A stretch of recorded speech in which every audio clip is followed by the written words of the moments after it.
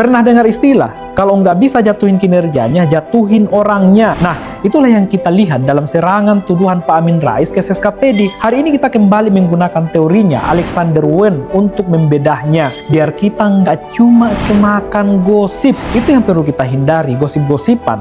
Wen punya kutipan maut. Identitas itu dibentuk oleh interaksi. Artinya, siapa kita di mata publik itu tergantung bagaimana orang lain melabeli kita. Apa yang dilakukan Pak Amin? Beliau sedang melakukan pembunuhan karakter melalui label. Karena beliau sulit mencari celah di dedikasi Teddy sebagai prajurit dan sekretaris kabinet. Dicarilah label lain yang bisa memicu sentimen negatif di masyarakat kita, masyarakat Indonesia. Menurut Wen, politik itu soal self dan other. Pak Amin sedang berusaha membuat garis pemisah kita yang bermoral dan Teddy sebagai lion atau orang asing yang punya identitas berbeda. Padahal identitas Teddy sebagai abdi negara itu nyata, sudah teruji lewat disiplin militer bertahun-tahun. Tapi Pak Amin mencoba mengkonstruksi atau membangun narasi baru yang seolah-olah Teddy adalah ancaman bagi nilai-nilai kita, nilai-nilai masyarakat Indonesia. Wen juga bicara soal share knowledge, pemahaman bersama. Pak Amin ingin menyuntikkan prasangka ke otak kita semua. Beliau ingin kita melihat Teddy bukan sebagai Seskap yang kerja keras, tapi sebagai sosok yang patut dicurigai.